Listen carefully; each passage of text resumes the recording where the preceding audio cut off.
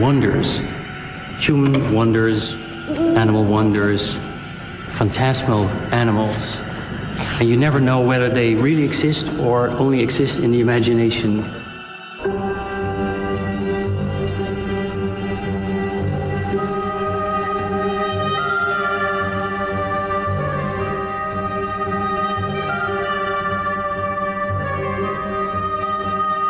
Immediately when we look at the interior, we start dreaming. Muchas de estas cosas las ha soñado, pero yo creo que muchas las ha vivido y muchas las ha deseado vivir. What kind of a man was he? We only have the painting itself as the document. It's like an archaeology. That painting has been standing there all these years, emanating its force, its soul. People before the French Revolution, after the French Revolution, people before Marxism and after Auschwitz. Why am I not given a clue? Please help me understand this painting. Para aclarar lo que esto quiere decir, hay que inventar palabras. Is chaos and painful and scary. Empieza aquí a tener 3 cabezas, caparazón. Es una metamorfosis. Recuerda mucho a los sueños de fiebre. Es como un gran día de fiebre. The painting is asking you to participate, to investigate with your mind. C'est aussi une invitation à penser l'impensable. Es como un cómic condensado. Bosch has been read by Freudians, by surrealists, by the most incredible theories.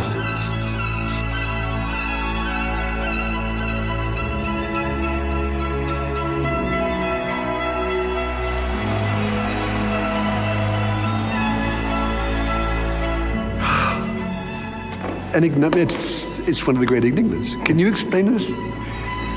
There's no simple way to explain it. You know, it's simply a picture to argue about. And maybe that's its purpose. Its purpose is there to provoke discussion.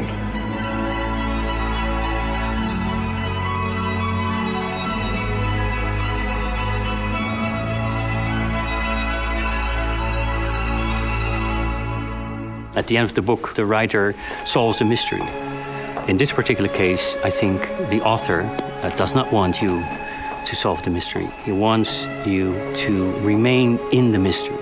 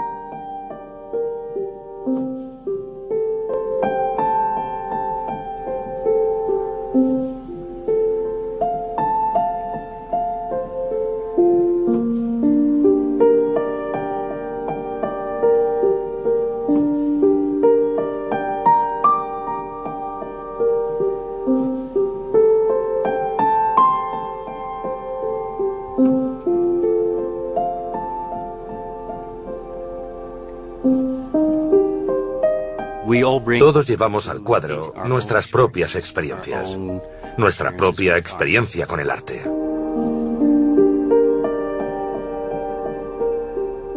¿Quiénes somos? Somos miles de personas. Miles de personas que van al Museo del Prado y ven el cuadro en directo. Pero la imagen es muy conocida. Internacionalmente, globalmente, en Internet. Mucha gente tiene acceso al cuadro antes de verlo en persona. Personas de todo el mundo, de diferentes orígenes, contemplan el cuadro de maneras muy distintas.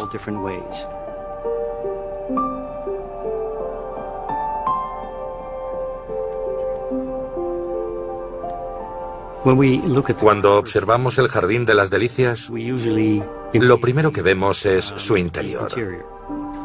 Pero esta no es la forma en que la gente lo veía en la época del Bosco.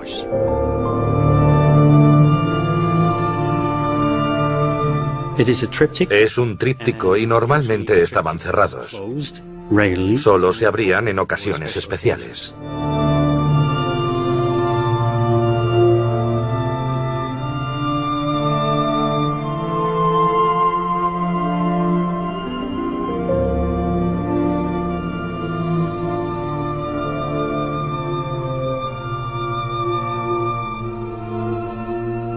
Pasar de la oscuridad al caos de cuando empieza todo.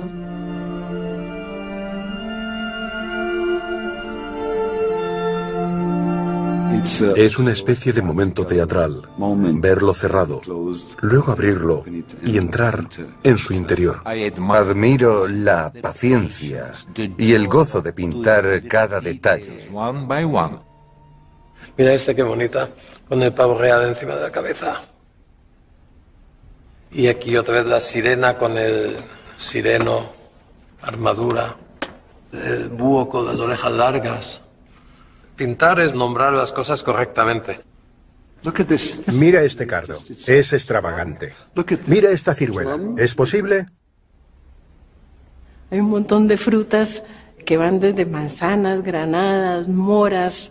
La jirafa, por ejemplo, es como ingenua y limpia, ¿no? El placer de volar. ¿Quién no ha soñado que volaba? Esto es muy divertido. Salen pájaros escopeteados. Hay uno casi muerto, ¿no? Hay con un ciervo o está muy cansado. Y luego cosas que ya directamente no sabes ni lo que son. O yo no sé lo que son. ¿De dónde salió todo eso? ¿De qué cabeza? ¿De dónde salió esa fantasía dionisíaca? Esta puede ser la imagen más icónica del cuadro. Quizás sea un autorretrato. Debe ser el artista, mismo en distintas edades, con esta chica morena tan guapa. Yo no conozco mucho la psique de Bosco, pero yo creo que ni él mismo lo conocía. Eso nos lleva a la pregunta, ¿quién era el Bosco?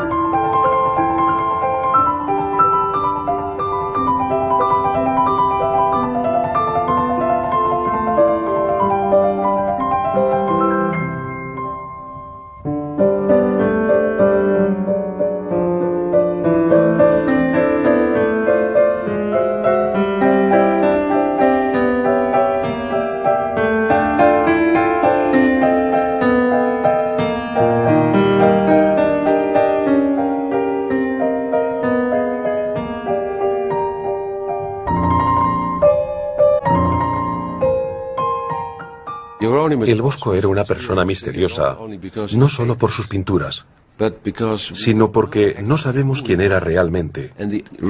Y las pruebas de que vivió están en los archivos de esta hermandad. Esta es la hermandad más antigua de los Países Bajos. Se remonta a 1318. Nuestro famoso pintor se unió tiempo después. Sicut Lilium Inter Spinas es el escudo de armas de esta hermandad, que significaba el lirio entre las espinas. Los nobles tenían el privilegio de cazar cisnes. 3 veces al año había una gran comida, en la que se comían cisnes que eran donados por los nobles. Todavía quedan nobles, pero ya no comemos cisnes porque no saben bien y porque están protegidos.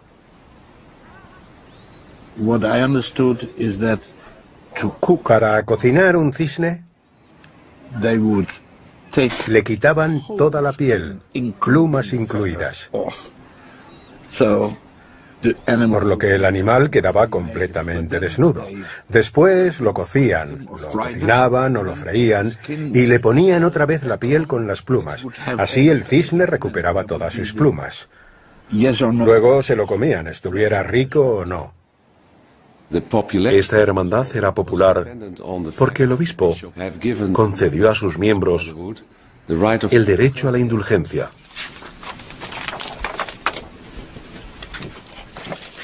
Confraternitas Beate Mariae Virginis Matris Dei in Ecclesia Sancti Johannis Evangeliste in Busco Ducis Leodiensis Diocesis. Este es el acta de indulgencia más antiguo que se conserva aquí. Data del año 1335 y ofrece la posibilidad para los miembros de la Hermandad de Santa María de reducir su castigo en el purgatorio. La asistencia a oficios en la iglesia de Santa María y, por supuesto, las donaciones a la hermandad daban la posibilidad de reducir la estancia en el purgatorio.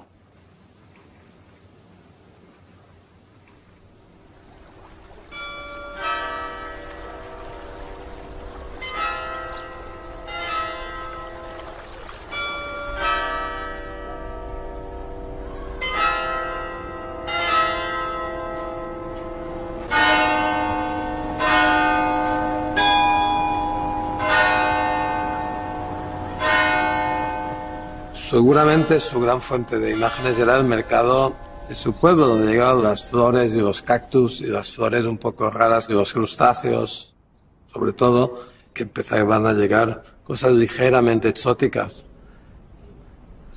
Pero lo que es muy bonito es que puedes ver lo que sabía y lo que no sabía el Bosco, es decir, lo que había visto y lo que no había visto el Bosco. Es evidente que no había visto elefantes ni jirafas. Wanneer de Noordzee koppig breekt aan hoge duinen en witte vlakken schuin uiteenslaan op de kruinen, wanneer de Norse vloed beugt aan een zwart basalt en over dijk en duin de grijze nevel valt, wanneer bij het strand woest is als een woestijn en natte westenwinden gieren van venijn, dan vecht mijn land, mijn vlak land. Wanneer de regen daalt op straten, pleinen, perken, op dak en torenspits, wanneer we over kerken die in dit vlakke land de enige bergen zijn. Wanneer onder de wolken mensen dwergen zijn, wanneer de dagen gaan in domme regelmaat en voor de oostenwind het land nog vlakker slaat, dan wacht mijn land, mijn vlak land.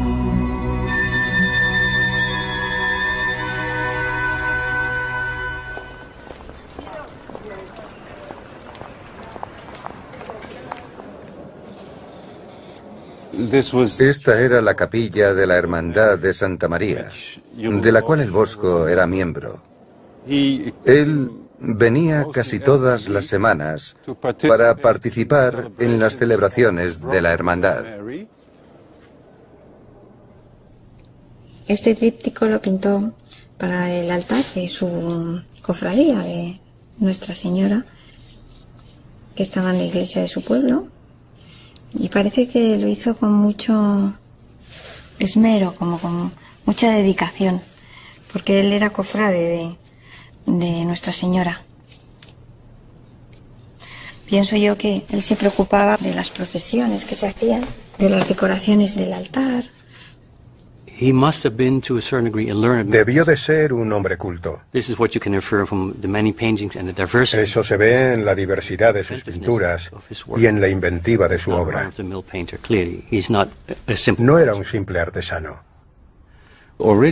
Era conocido como Van Aken, Hieronymus Van Aken. En 1504 comenzó a firmar como Hieronymus Bosch. Ese era su apodo. Entonces se dio a conocer como Hieronymus Bosco. En español, el Bosco.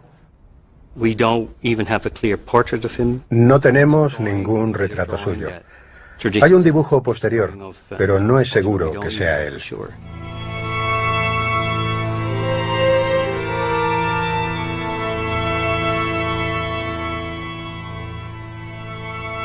Nadie puede hacer esa obra sin sospechar de su capacidad de engendrar el mundo, de competir con Dios.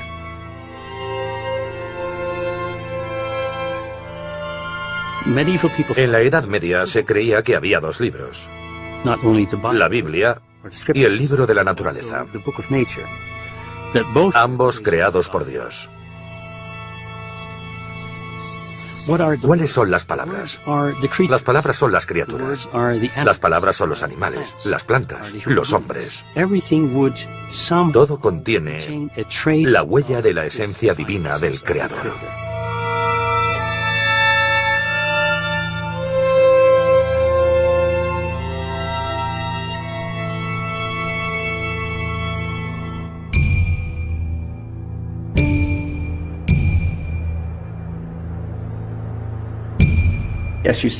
Ponían los libros iluminados sobre una mesa, como hacemos ahora en las bibliotecas.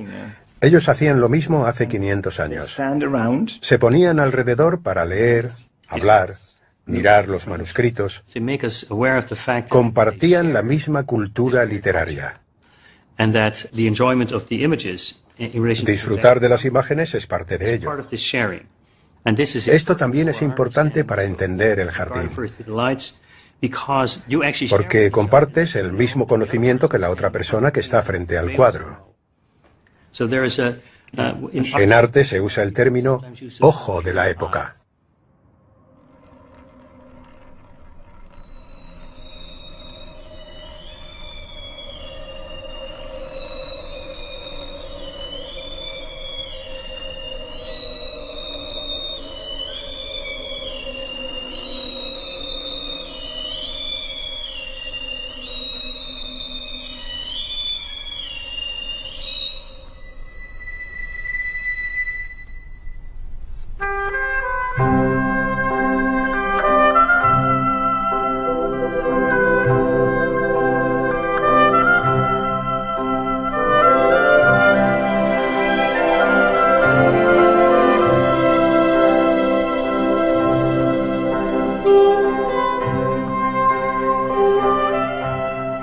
Lo que nos transmiten las tapicerías del medio cultural en el que fueron creadas es una visión muy positiva del mundo. Un mundo que es también el de la naturaleza, una naturaleza que las personas en la Edad Media, incluso en este momento de transición,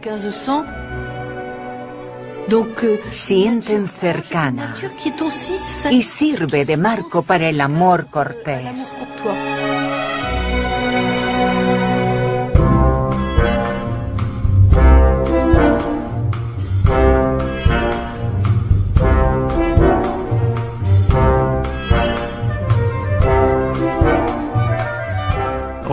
Todos estos jardines metafóricos se entendían como el lugar de encuentro de los amantes.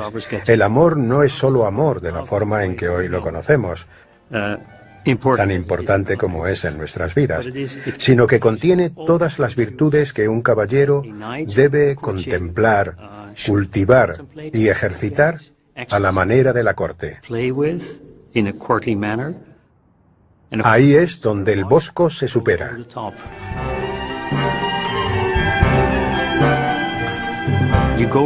Entras en el gimnasio del amor e intentas desarrollar los músculos del amor.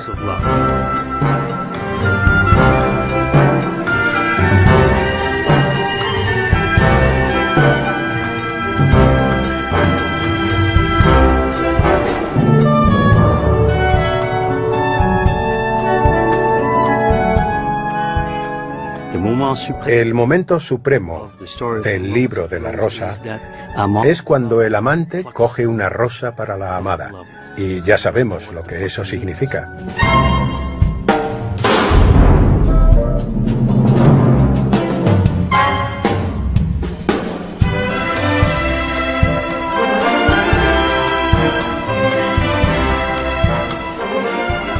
La leyenda cuenta que para capturar un unicornio, que es un animal muy arisco, solo una joven doncella puede atraerlo a su regazo.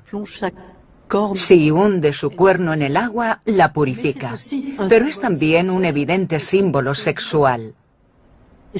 Algo muy característico del pensamiento medieval, que se desarrolla a finales del siglo XV.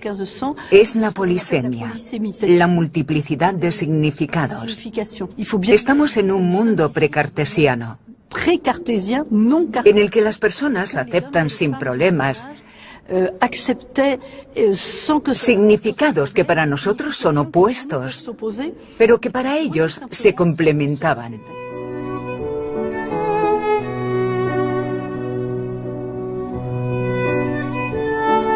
Es lo grotesco, lo gracioso, lo mismo que las sillas de los coros, las misericordias donde se asientan, las gárgolas, estos bichejillos, tienen esta cosa cómica, popular, graciosa, pero a la vez, siempre en esta época, la intención es moralizante.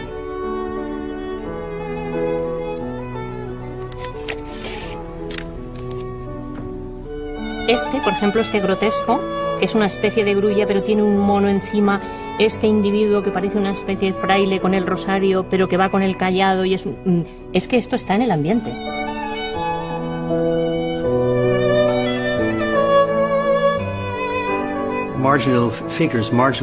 Las figuras de los márgenes de estos manuscritos, él las agranda y las convierte en las figuras principales de una gran pintura, en vez de dejarlas en los márgenes. La interacción entre gente y fruta viene de los márgenes, como lo que se ve en el jardín.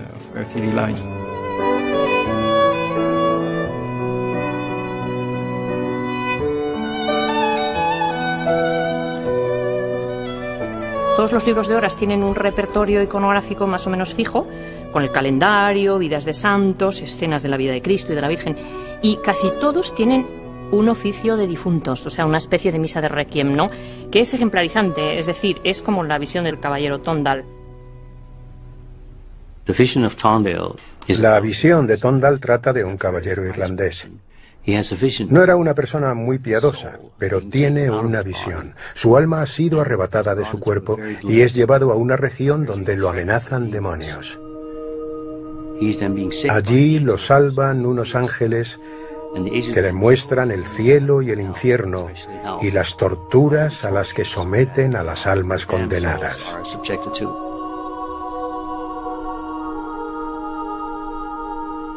Cuando se despierta, los ángeles le dicen que tiene que contar su historia y corregir su vida, por lo que se vuelve muy piadoso.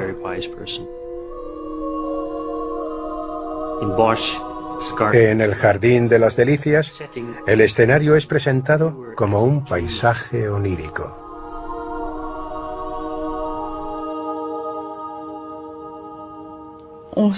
Los sueños Son experiencias reales mientras dormimos.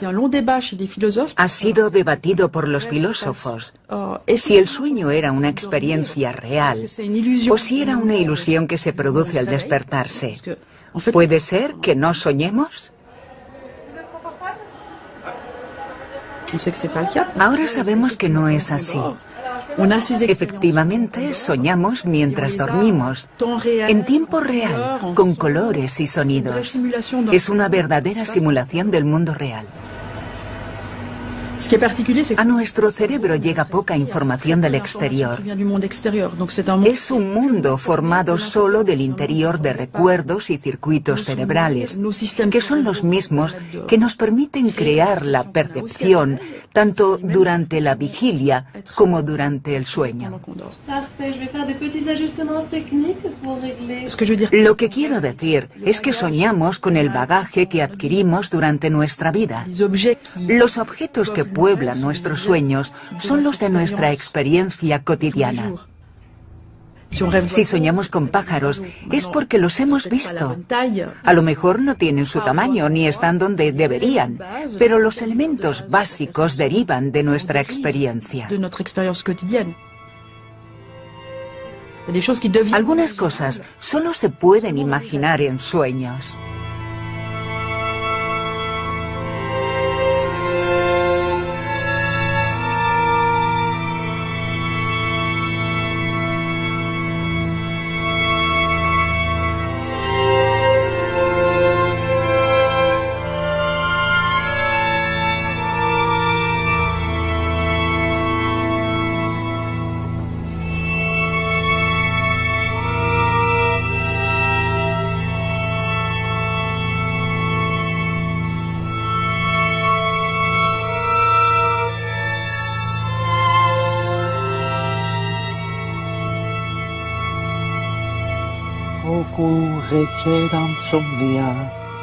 Aleja de nosotros los sueños y a los fantasmas nocturnos. Los monjes rezaban para alejar a los sueños, para mantenerlos bien lejos, y también a los fantasmas de la noche. Había pinturas llenas de horrores, y ellos rezaban para no verlas en sus sueños. Es algo bastante amenazador. Los monjes, que no debían verlas, ¿cómo las miraban? Buena pregunta, ya que esas pinturas no estaban hechas para monjes. El Bosco nos muestra algo real. Era crítico con la vida cortesana. Todos los pecados están aquí.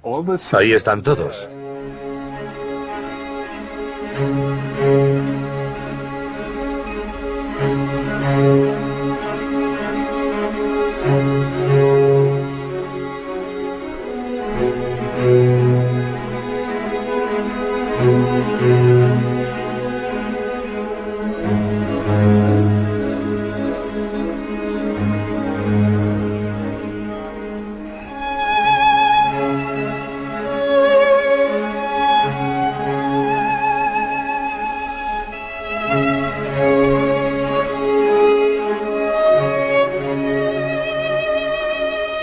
Los dibujantes tenemos la facultad maravillosa de poder animar lo inanimado, ¿no? Yo veo aquí concomitancias con el cómic por eso, porque es un cuadro muy dibujado, porque tiene narrativa. El Bosco trabajaba por encargo, entonces yo sé cómo complacer al cliente sin dejar de ser tú mismo y, si puedes, colando tus propias inquietudes en el trabajo, ¿no? Yo creo que el Bosco eso lo hacía maravillosamente.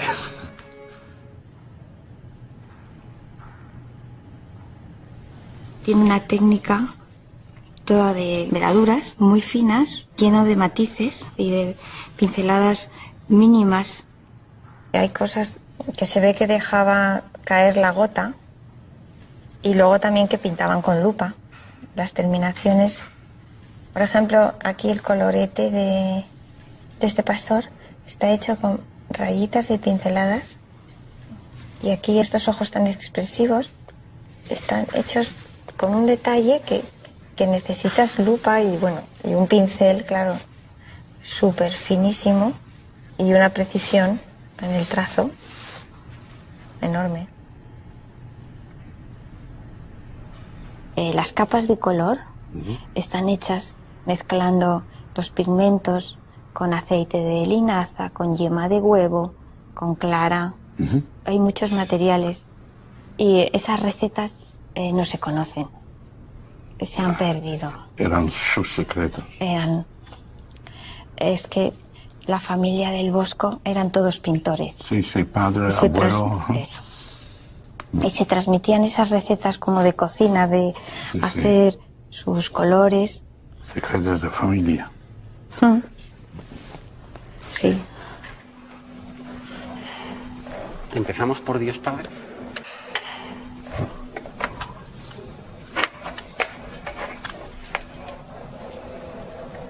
Cuando me digas, mira a ver si estamos en el golpe. Mira, ya podemos mirar. Vale. Gracias al infrarrojo podemos ver el dibujo subyacente y la radiografía nos permite ver todas las fases de la pintura. La superficie del cuadro nos permite ya comprobar qué cambios se han hecho, incluso los que ya se han hecho en último momento en superficie.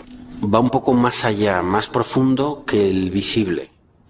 Y es especialmente eficaz para ver el dibujo subyacente, sobre todo si, como los flamencos, sobre una preparación blanca dibujaban en negro, que es lo que hace precisamente el Bosco.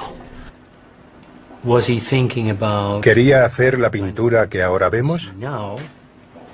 ¿O quería hacer algo diferente? Hay tantas cosas que no sabemos. Es como hacer arqueología de la imagen. Es interesante el cambio que hace del rostro del creador y de la dirección de su mirada. El creador ya no es un hombre de barba larga que se asocia con Dios Padre. Le ha dado al creador la forma de Cristo, el Hijo.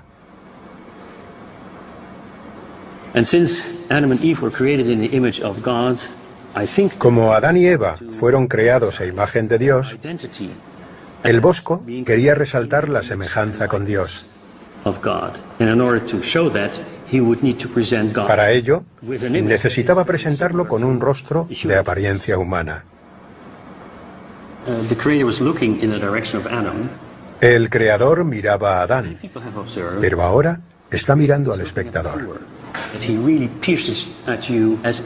Te mira fijamente para implicar al espectador en la escena de la creación. Cuando tú estás mirando esos ojos, ¿sabes? Te están hablando. A mí cuando hago un retrato me gusta que mire a cámara, ¿sabes? Porque lo que cuentan esos ojos, los ojos no mienten nunca.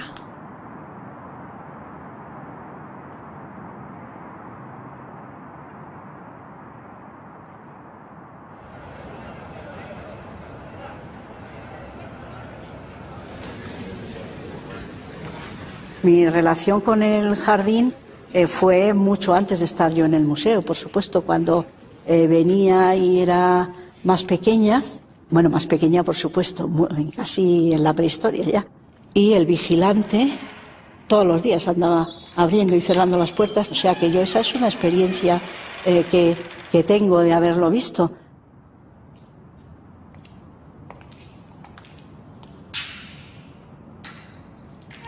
Al estar trabajando muy directamente sobre el Bosco y su obra, una de las cosas que más me ha gustado hacer es todo el proceso creativo, cómo trabaja desde abajo, desde el dibujo subyacente hasta la superficie. Fijaros ahí esas líneas en paralelo que se hacen en el modelado, en el dibujo subyacente, como si le hubiera dado carmín. Usa unos pinceles finísimos y tiene un tiento. Todos estos bichitos, todos estos, están hechos la mayoría con realce. Y a veces cuando sobresale en realce, pues no le importa. Pero para hacer esas cosas, probablemente tuvo que poner el cuadro en horizontal y dar así, porque si no se le podía caer un poquito la tinta, por muy espesa que estuviera, porque hay veces que con el dibujo se dice si lo ha hecho con la mano izquierda, con la mano derecha, que si era zurdo, que si no era zurdo, que si eran dos distintos, pero realmente es que él puede mover el cuadro, puede ponerlo del derecho, del revés, puede usar, por ejemplo, yo que no soy zurda, pero puedo hacer trazos como si fuera zurda, pero nunca contornos a lo mejor, pero sí trazos de modelado. Entonces, esto, lo que él también hace siempre es bordear los contornos, ya sean en luz o en sombra, los bordea con un tono adecuado. Por ejemplo, esto está en luz y lo bordea con un tono blanco. Pero aquí, que no quiere que esté a la luz porque la luz viene de la izquierda, entonces lo bordea con el mismo tono del manto. Y esto no lo suelen hacer a veces todos. Estas son cosas que son completamente nuevas de él, porque él dibuja como un pintor y pinta como un dibujante.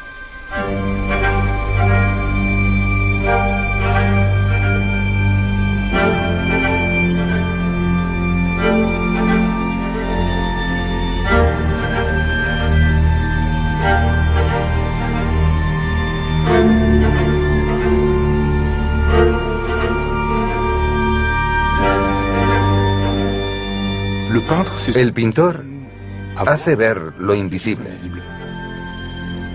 El Bosco, además, añade su imaginario. Aquí todo es posible.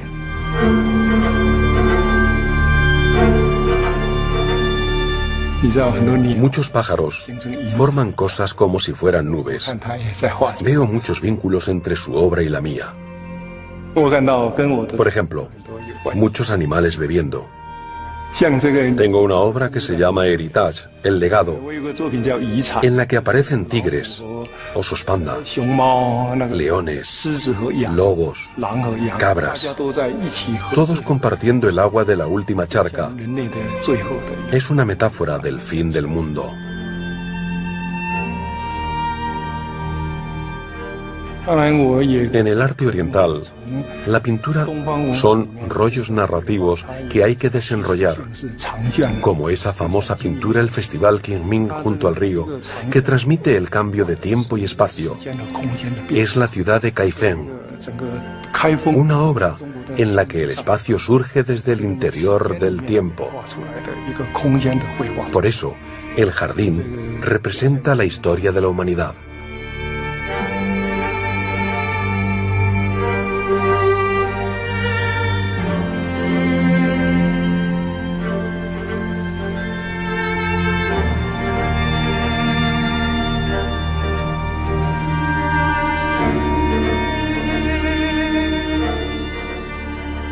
Cada uno vamos a ver algo distinto en esas historias, pero cuenta muchas historias y juega con nosotros, juega con el observador. Me gustan estas dos personas susurrando secretos. No parecen sinceros. Parece una conspiración más que una conversación inocente. Son conversaciones que reflejan lo que el público, ahora y entonces, hacía frente a la pintura. Aquellas personas habían leído el libro de la rosa y también fábulas y alegorías en holandés. Probablemente hacían cosas que yo nunca haría. Señalarían, sí, y tocarían y comentarían esto y aquello. ¿Quién es el príncipe? ¿Quién tiene el dinero para encargar a alguien esta clase de obra? Y luego se expondría en alguna parte para ser vista por la gente, para producir algún efecto.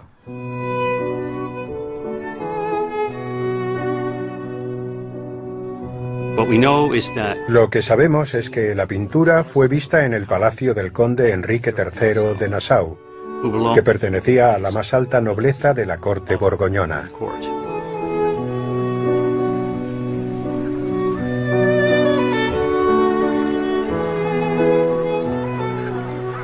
Lo más probable es que fuese Engelbert de Nassau quien encargase la pintura.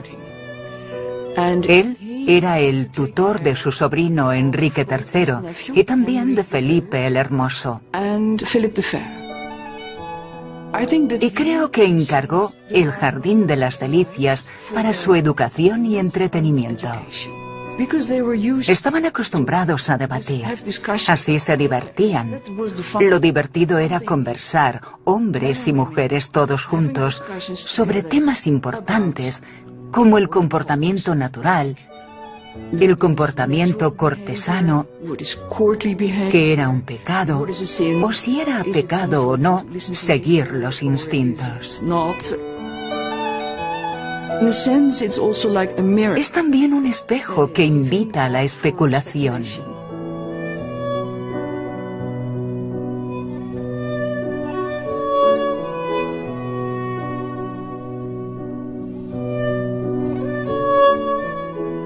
$50 50 años después de la muerte del Bosco, el duque de Alba acude a los Países Bajos para acabar con las revueltas protestantes y busca el tríptico.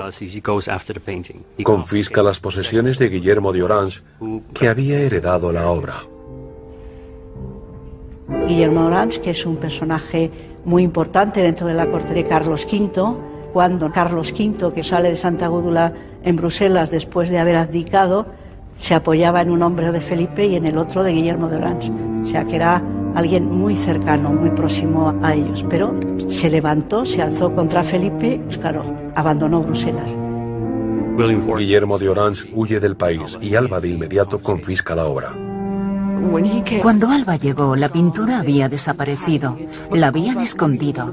La obra era muy importante para él, así que removió cielo y tierra para encontrarla. Incluso torturó al guardián del palacio. Al portero le quitaron las uñas de los pies, de las manos, le hicieron de todo hasta que cantó y dijo dónde estaba el jardín.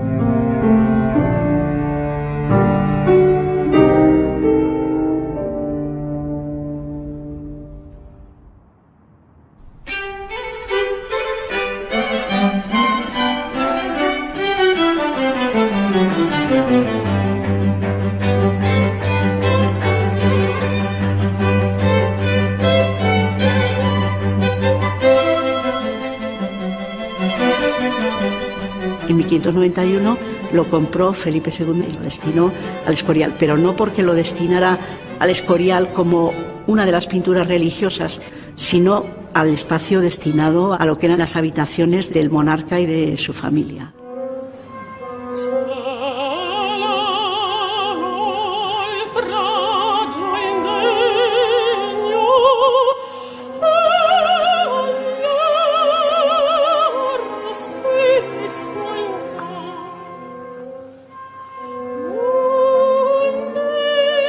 Se angustiaba él mismo de pensar que quizá su fin pudiera ser ir a parar a este lugar negro y incendiado que es el infierno. Soy un poco escéptico sobre esa interpretación. Realmente apreciaba la pintura. Le gustaba mirarla. También es el rey que encargó a Tiziano pintar desnudos para sus aposentos. Era el rey ascético que asociamos con el Escorial, pero no le molestaba mirar desnudos.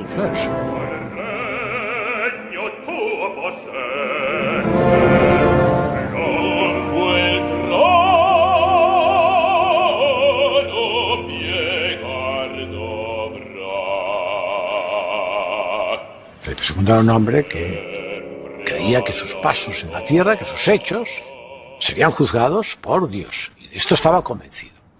Por tanto, se rodeaba de aquellas cosas que podían inspirarle pues, sus conceptos religiosos, los conceptos morales de su vida.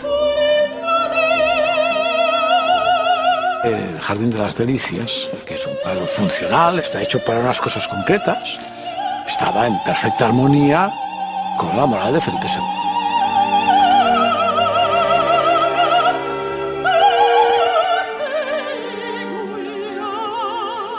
Felipe II fue un gran príncipe renacentista primero y un estadista de los más importantes que hemos tenido y un hombre inteligente y culto. Entonces entiendo su fascinación por la obra del Bosco, como la fascinación de una persona que sabe que la apariencia y lo que le cuentan no es suficiente.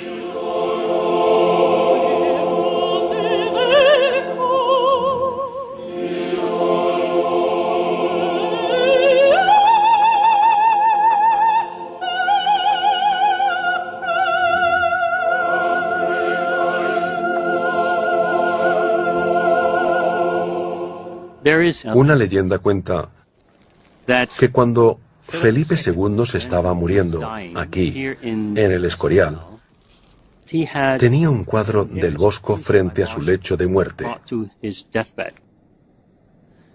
Sabemos por su correspondencia que aconsejó a sus hijos prestar atención a las obras del Bosco. Parece que, para Felipe II, las obras del Bosco contenían una sabiduría de la que aprender, incluso en su lecho de muerte.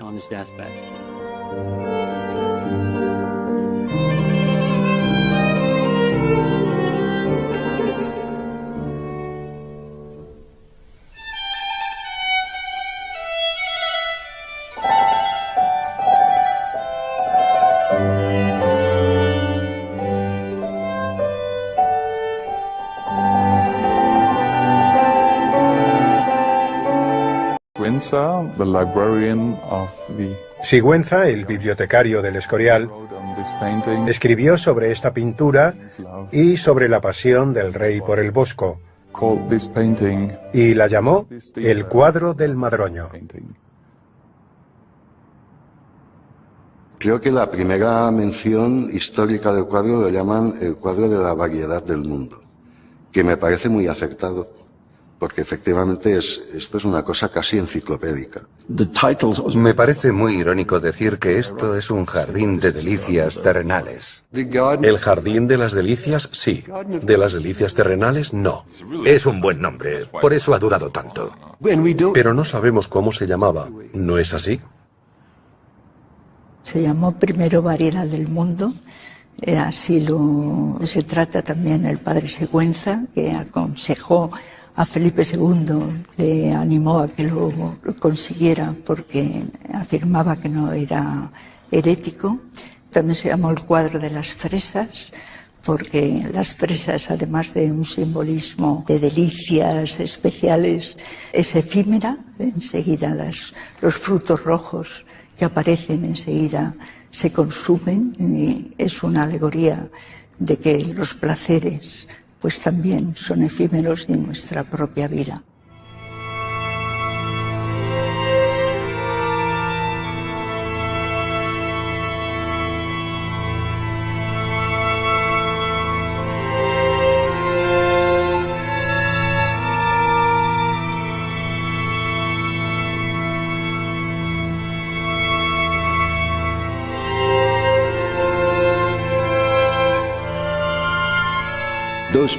Hay dos ideas sobre el jardín: un remanso de paz y meditación, o un lugar de violencia y surrealismo, de muerte y metamorfosis extrañas. Y eso está en su mente, o esa es mi idea del Bosco. Es un cuadro único en la historia del arte.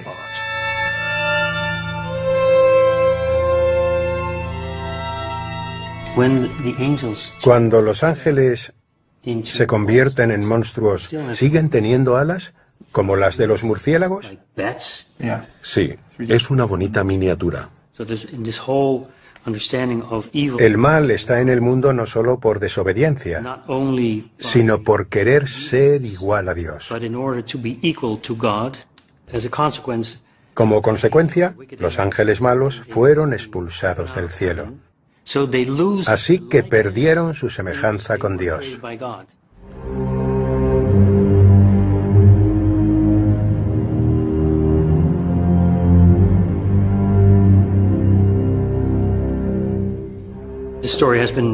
El Bosco representó esta historia en el carro de heno, pero en el jardín solo la menciona en el exterior, mediante este dramático juego de nubes blancas y negras.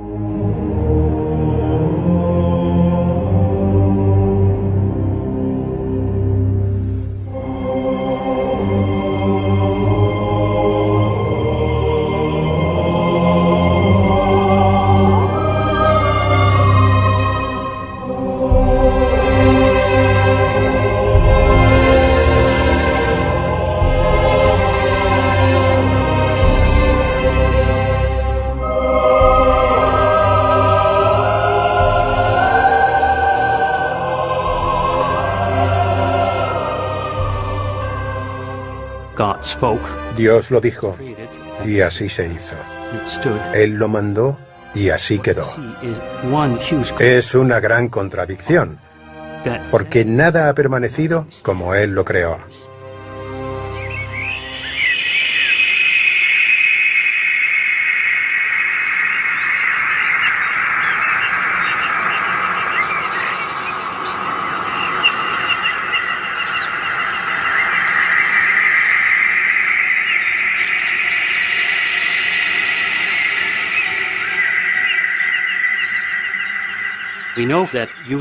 Sabemos que usando un señuelo, un búho falso, los pájaros se acercan. Fascinados por el búho, se quedan atrapados y así los cazan. Este fenómeno, que aún ocurre en la realidad, era visto como una metáfora del demonio que atraía a los pájaros, símbolos del alma.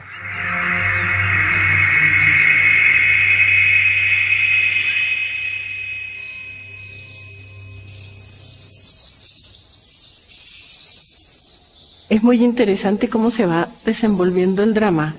Estas figuritas negras que salen del agua, estos monstruitos, que ya te empiezan a indicar que el germen del mal está desde el propio paraíso y sale del elemento purificador y dador de vida, que es el agua.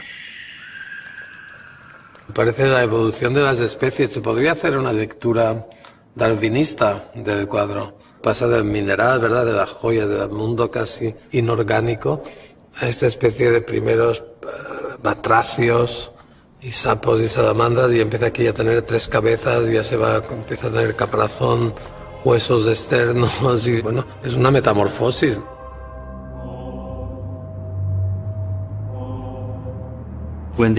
La creación se representa en 2 momentos. La creación de Eva, de la costilla de Adán, y cuando Dios lleva a Eva hasta Adán, lo que se entiende como la institución del matrimonio.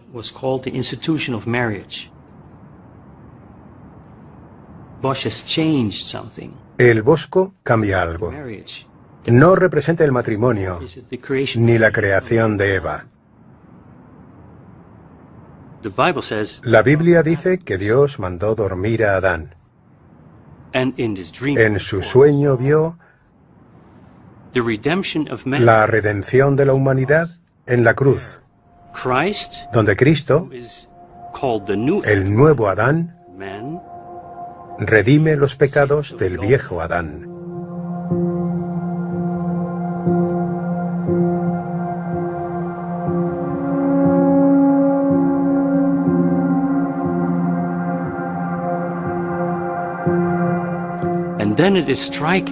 Es sorprendente ver cómo el bosco retrata al Creador con la cara de Cristo y a Eva como si fueran ellos los que se casan.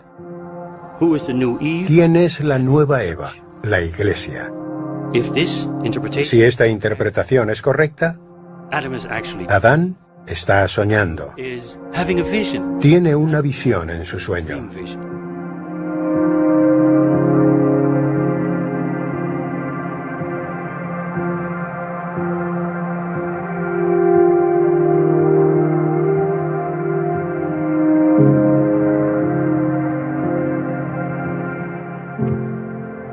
El Bosco pintó sus obras de la construcción de la humanidad. Yo he cogido una parte del carro de heno que representa la expulsión de Adán y Eva del paraíso. Por eso yo he cogido una parte de la izquierda de las tres tablas, que es un crítico.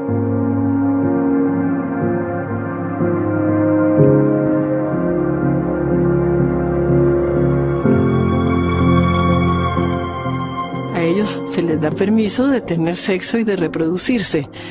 O sea que no es propiamente la relación sexual la pecaminosa, es el deseo, representado en las frutas que hay ahí en el cuadro. Parece que están tomando LSD, ¿verdad? Con esas pastillas rojas, que es como el ticket para el infierno.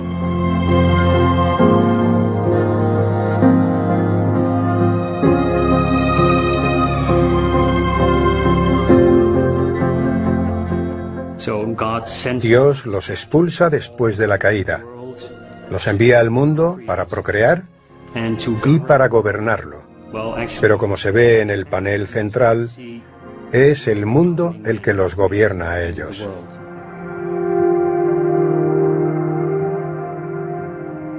Todo está en ese estado primigenio y lo que aquí ocurre es demencial. Dulces para niños, ¿no? El color rosa, así parece que tiene sabor el cuadro también. El cuadro te invita a disfrutar y a entrar. Es como si hubieran soltado feromonas en un hormiguero.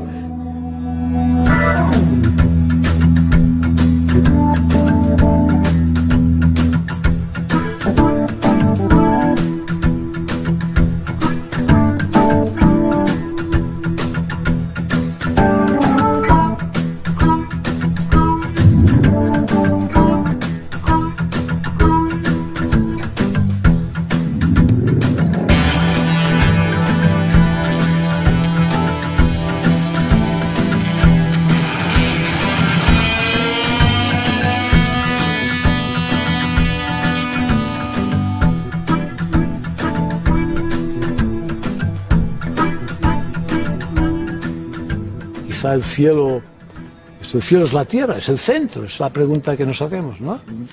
Para un espectador profano, el cielo está en el centro, ¿no? No es el paraíso creado por Dios, pero sí tiene que ver también con esa imagen de un sitio donde uno no tiene que trabajar, donde se puede realizar el sexo de cualquier manera, se están bañando, están gozando, pero al mismo tiempo hay una constante impresión de peligro, de duelo, de dolor. No parece que disfruten. Hay mucho erotismo, pero es más bien frío. No es sexy, es incluso como forzado en algunas ocasiones. Esencialmente, el mayor pecado terrible todavía era la lujuria. La lujuria como el pecado más terrible, el que lo promovía todo, exactamente como sucede aquí. Aquí la lujuria es un elemento importante, parece que es el centro esencial. Una de mis figuras favoritas son los dos haciendo el amor dentro de un mejillón. ¿Qué está pasando ahí? Es una de esas imágenes que se quedan contigo como algo surrealista y demente. Me llama la atención este brazo, que se estira para alcanzar al pez, que según los historiadores es un símbolo de lujuria, del órgano sexual masculino. La posición de la mano y de las dos bolas sugiere lo que está pasando ahí dentro. Se están divirtiendo. No parecen estarle haciendo daño a nadie. De pronto se conocen, comparten la fruta, juguetean, bueno, aquellos se besan. Me fascina el realismo. Mira a los dos africanos.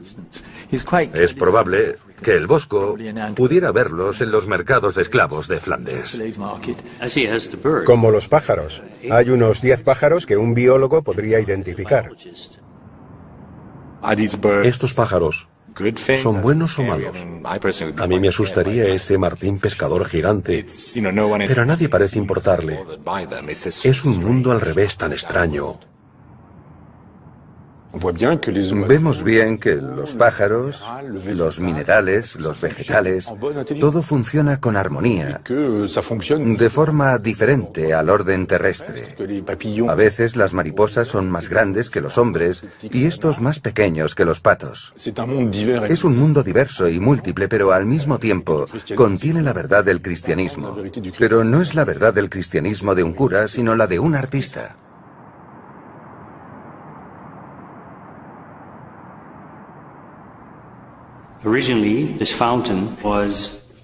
Originalmente, esta fuente tenía forma de bol. con una estructura como hecha con hojas. Y en su interior había una forma oval. En el tríptico de Lisboa, Las Tentaciones de San Antonio, se ve una patena con una rana que sostiene un huevo por encima de su cabeza.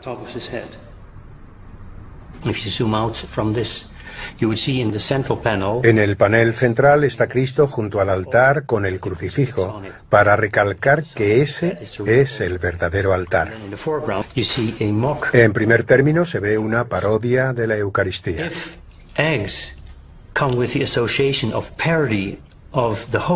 Si el huevo se considera una parodia de la Sagrada Forma, el Bosco corre el riesgo de que todo el cuadro se vea como una horrible parodia de la Eucaristía.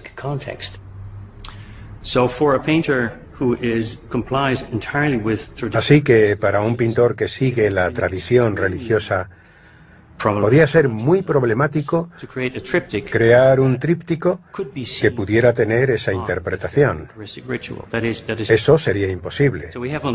Religiosamente hablando, era un pintor muy tradicional. Artísticamente, era un fantástico innovador.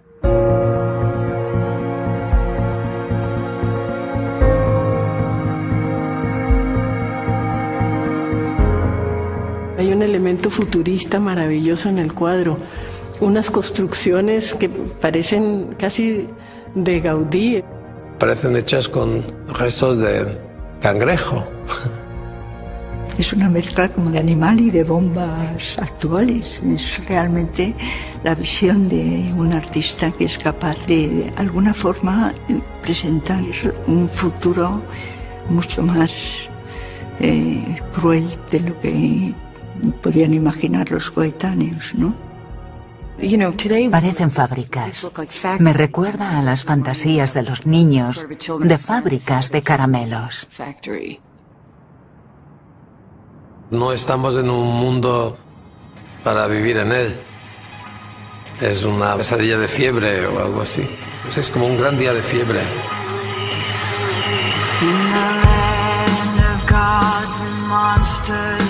I was an angel, living in the garden of evil, screwed up, scared, doing anything that I needed, shining like a fiery beacon. You got that medicine I need, flame, liquor, love, give it to me slowly. Put your hands on my waist, softly. Me and God, we don't get along, so now I see no one's gonna take my soul away. I'm living like Jim Morrison, headed towards a fucked up holiday. Motels, breeze, and I'm singing, fuck yeah, give it to me, this is heaven. What I truly want is innocence lost, innocence lost.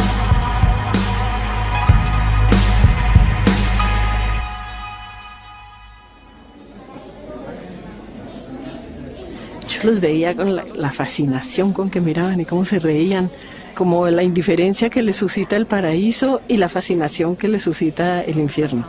De alguna manera yo creo que el infierno se parece mucho más a la idea que hoy se puede tener de pasarla bien, que esta naturaleza pura, todavía intacta, donde el agua brota, mientras que aquí ya si hay animales están convertidos en monstruos perversos. Mira, ya hay un conejo que le está haciendo una maldad tremenda con ese palo a ese pobre que tiene boca abajo. O sea, los propios animales también se suman a los demonios para torturar a esta pobre gente que anduvo comiendo fruta.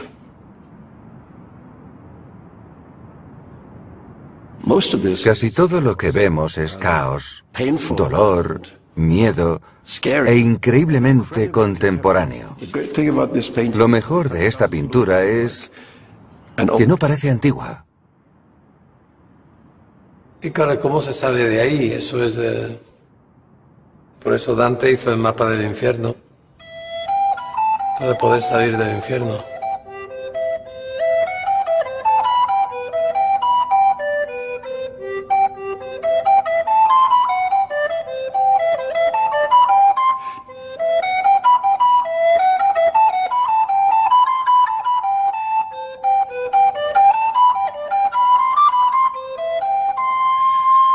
Hay intervalos ndoti, que son intervalos puros, ondoti. Sin embargo, tonta, que es uno de los intervalos que se encuentran en el cuadro, en la época se llamaba simplemente Diabolus in Musica, el diablo en música representado, un intervalo prohibido.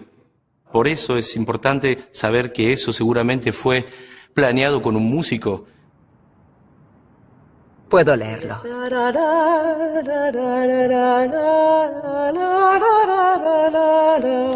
Sí, es muy legible. Después de 500 años es increíble.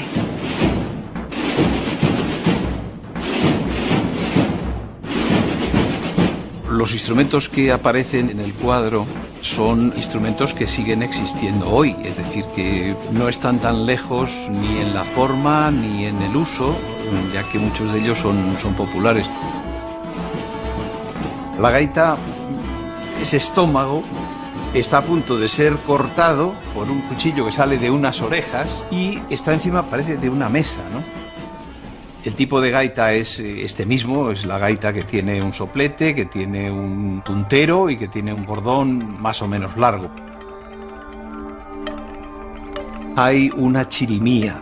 Las chirimías se han dejado de usar, pero quedan todavía las dulzainas y la forma de la dulzaina pues también es clásica. Tanto en donde se pone la caña, que es aquí donde iba el tudel, como en la campana. La zanfona tiene una manivela que mueve un eje que atraviesa todo el instrumento. El bosco coloca a una persona haciéndose cargo de esa manivela, tiene que moverse constantemente para producir el sonido. Otra de las cosas que llama la atención es un recipiente donde pudiera tener grasa para engrasar el eje, porque si no la zanfona suena mal.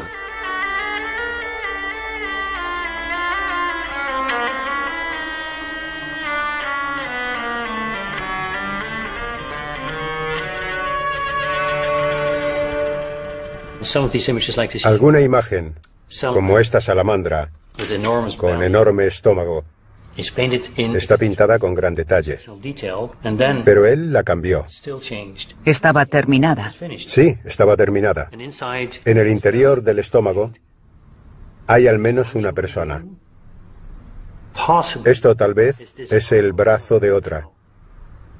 Lo digo basándome en la imagen del panel central. ¿Y un libro?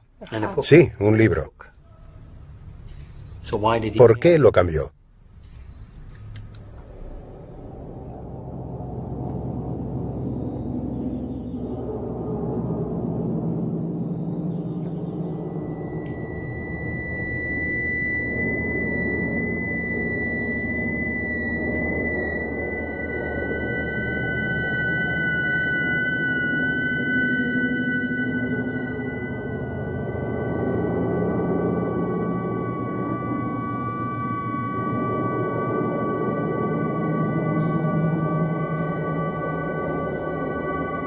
El hecho de limpiar de narración a la obra, pues el fondo se transforma en protagonista. En el momento que quitas la narración queda la arquitectura, queda el escenario.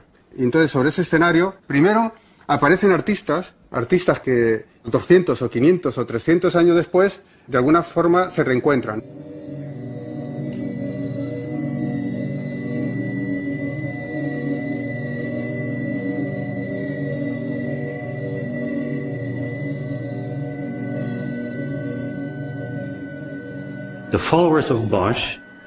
Seguidores del Bosco se han inspirado no solo en cómo dibujaba demonios, también en cómo sugería formas antropomórficas en el paisaje.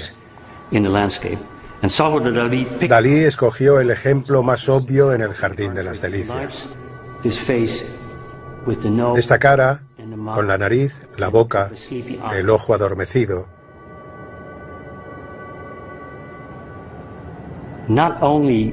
No solo los animales dibujan sus formas en la piedra, las dibujan también en mi mente. Estoy infestado por el mismo poder oscuro. De esta interacción entre el espectador y la imagen no se puede escapar. Estos son todos retratos. Se ha modificado todo. Se ha puesto cuernos, se ha tatuado el ojo. Fui buscando la metamorfosis y me encontré con estas prácticas que para nosotros son tan desconocidas y que me unen tanto a esa parte del Bosco y esa relación que nos viene también de nuestra cultura con el misticismo, con el dolor, con el placer. Lo he estado llamando el infierno del Bosco, pero es que por otro lado, como para mí no es un infierno, está ahí todavía en el limbo.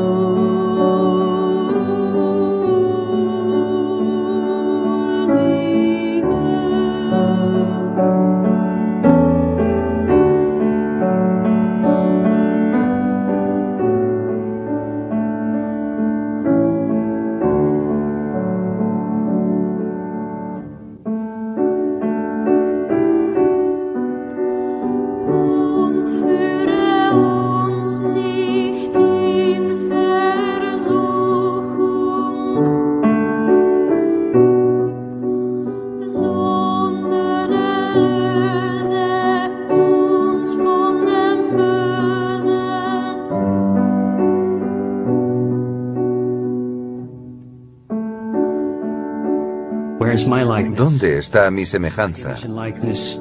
¿Es mi imagen como la del Creador? ¿O se asemeja más al hombre árbol? Me ofrecen dos perspectivas. Me sitúan en el vértice del triángulo de sus miradas. No puedes tener una figura favorita, pero esta es la mía. La forma en la que mira con languidez al mundo, sabiendo lo que tiene a su espalda y sobre su cabeza. La pesadilla alimenta el sueño, el onírico, ¿no? El onírico no es inocente. Es que la vida no es inocente, la creación no es inocente, ¿no? Entonces, hay el pánico, el terror, pero sobre todo lo que está subyacente, lo que no se ve. Se ve mucho, pero hay mucho más que ver que no está puesto.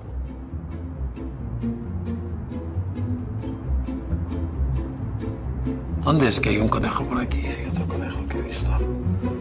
Hay otro conejo. ¿Dónde está? Hay otro conejo. ¿Dónde está mi otro conejo por ahí? ¿En el paraíso? Sí, claro, sí, va, que ahí ese es estupendo, sí. Este que parece Totoro, ¿no? Es como Totoro de los dibujos japoneses, ¿verdad? Yo creo que viene de aquí, Totoro. Pero sí, pero hay la mirada del conejo, que es esta mirada como entre indiferente y maligna, ¿no? El ojo del conejo es muy notable, porque tiene como una especie de brillo en los ojos, además de un conejo tocando el cuerno y con una herramienta muy parecida a una que uso yo para mi horno de cerámica.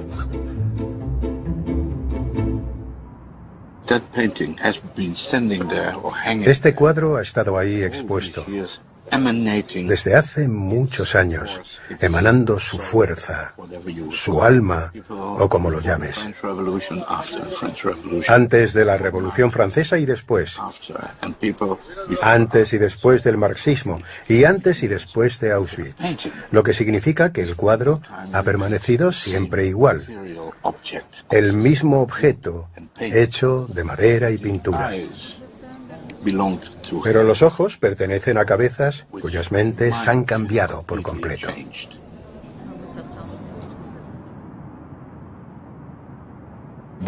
El Bosco ha sido muy influyente para muchas generaciones y ha sido muy famoso a lo largo de la historia. Esta sala tiene mucha afluencia. Pero después de 1570 no hay artistas que pinten como el Bosco. Una nueva visión científica se va imponiendo en el mundo. El mundo del Bosco pierde terreno como se ve en Patinir.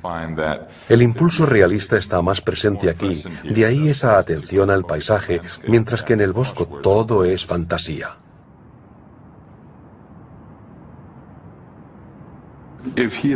Si te mira, eres el siguiente. Eres su siguiente pasajero. Puedes decidir si quieres ir al infierno o al cielo. Hay que entender la metáfora bíblica del camino ancho y el camino angosto. El camino angosto lleva al paraíso y el ancho a la perdición. Eso es, en esencia, lo que el Bosco nos enseña. No confíes en la apariencia de las cosas. Intenta mirar a través de ellas.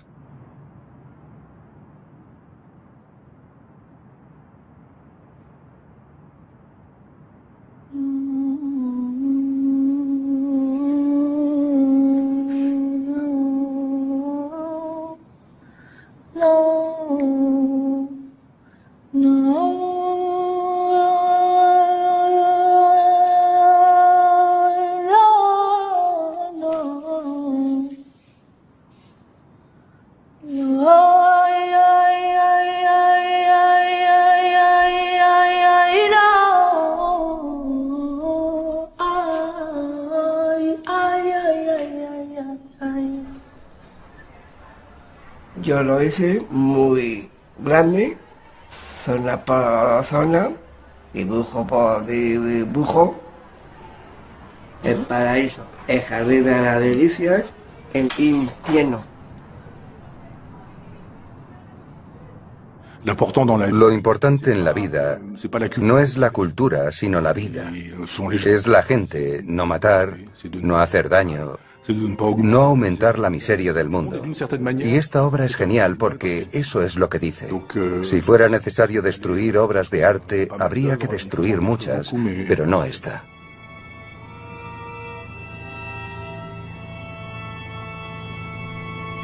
Parte del placer es no descifrar del todo la pintura. Las imágenes permanecen aunque no las entiendas. De ahí la necesidad de completar la historia. Se podría escribir una novela sobre este cuadro fácilmente. Y es como si nos quisiera decir que sus obras son como libros. Podría ser una ópera fantástica. Contrapunto. Polifonía. Aquí hay un baile, aquí hay una inmensa danza, yo creo que es enormemente teatral. Aquí están las pasiones, ¿no? De los hombres, los deseos, las fantasías. Desde el punto de vista pictórico, ¿por qué es tan emocionante? Porque cumple su función. Quizás sería el equivalente a algo como la Divina Comedia del Dante o la Comedia Humana de Balzac. Es enciclopédica y muy poética. Está hablando de libertad para mí, porque allí hay un pájaro y lo está dejando libre. Nunca he sido muy de interpretaciones. Y a mí me gusta mucho más la literalidad. Las interpretaciones hay tantas que es como casi me es indiferente. Se está engañando, ¿no? Parece una melodía bonita, pero casca. No, luego entrar y ¡pam! Para aclarar, decir lo que esto quiere decir, hay que inventar palabras.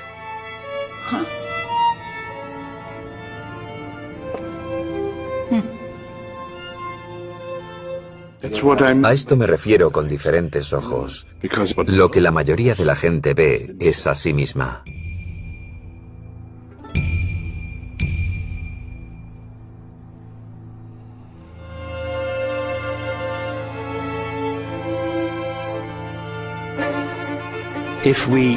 Si nos damos cuenta de que el cuadro es un reflejo de nosotros ante la pintura, en cuanto miramos su interior comenzamos a soñar.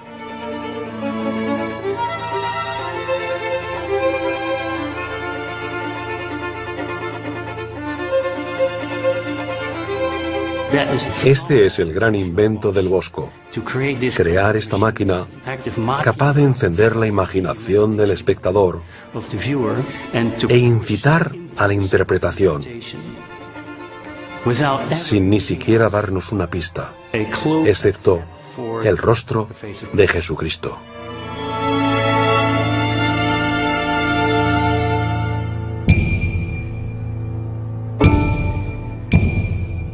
Me está mirando.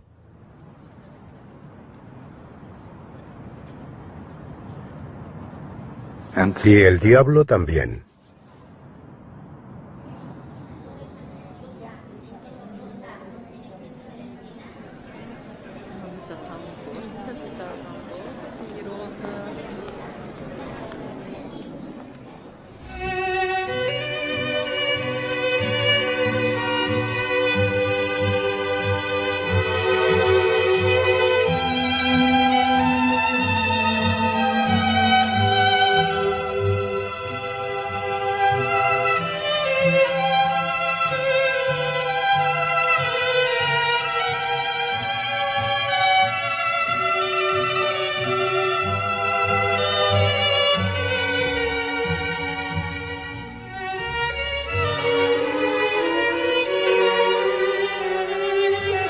La pintura quiere atrapar al espectador, ser entendida, pero no enteramente.